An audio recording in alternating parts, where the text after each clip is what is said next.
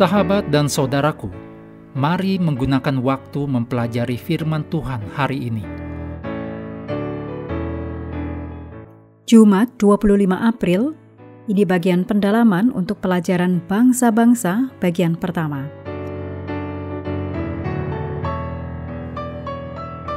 Kita mulai dengan doa singkat yang didasarkan dari 2 Petrus 1 ayat 11.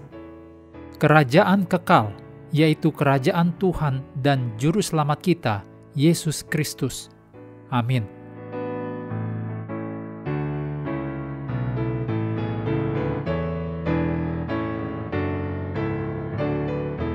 Silakan membaca Yesaya 44 ayat 24 sampai pasal 45 ayat 13. Ini perikop tentang Tuhan menebus Israel dan Kores sebagai alat Tuhan.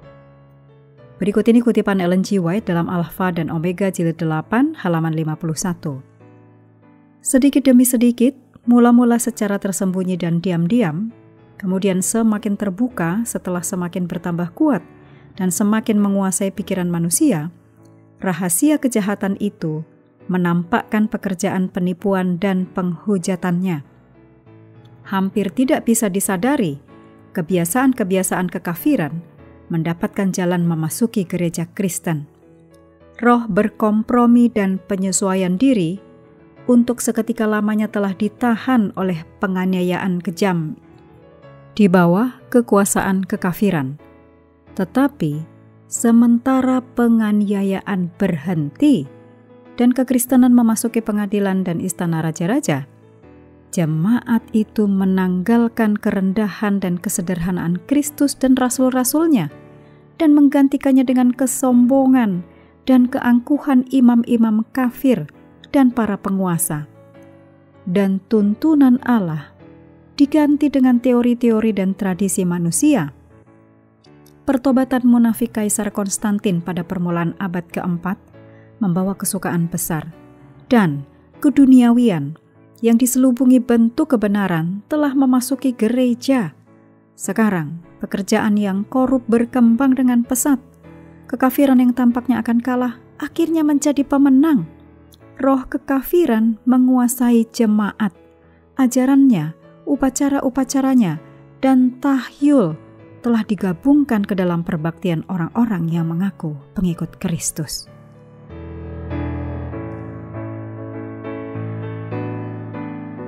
Sejalan dengan pertanyaan di akhir pelajaran hari Rabu, kita semua berada dalam bahaya untuk mengesampingkan kesederhanaan kerendahan hati Kristus dan para rasulnya demi kemegahan, kuasa, penghargaan, dan godaan dunia.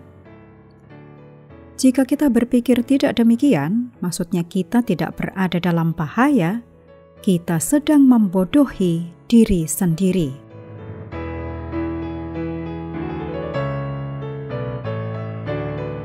Berikut hal-hal untuk diskusi.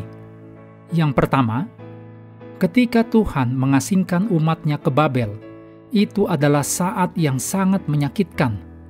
Abraham dipanggil keluar dari Kasdim untuk membentuk satu umat perjanjian sebagai terang bagi planet ini. Dan sekarang umat itu dibawa dengan rantai. Selama pembuangan mereka, Tuhan menunjukkan kepada Israel apa yang mungkin terjadi jika mereka setia. Nebukadnezar, kepala dari satu sistem yang sama sekali menentang Tuhan, datang kepada Kristus.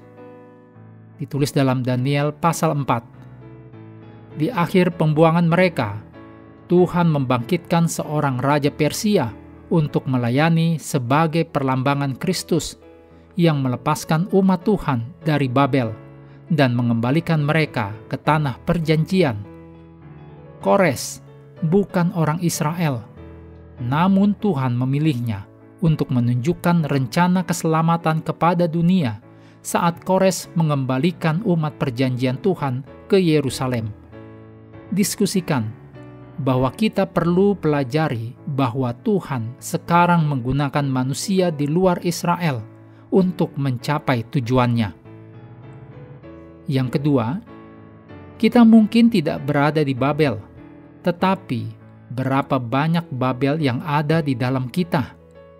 Diskusikan bagaimana kita mengenali masalah ini dan kemudian bagaimana kita bisa berubah.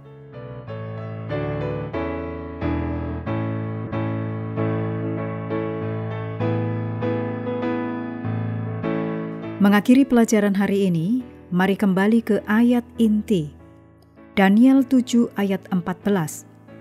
Lalu diberikan kepadanya kekuasaan dan kemuliaan dan kekuasaan sebagai raja.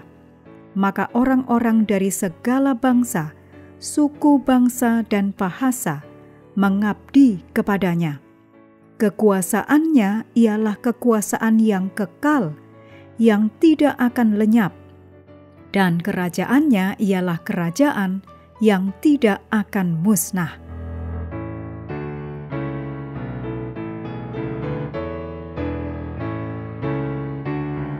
Sahabat juga perlu melengkapi waktu untuk bersekutu dengan Tuhan setiap hari. Dengan bacaan Alkitab sedunia, percayalah kepada nabi-nabinya yang melanjutkan dari Kejadian pasal 9. Tuhan memberkati kita semua.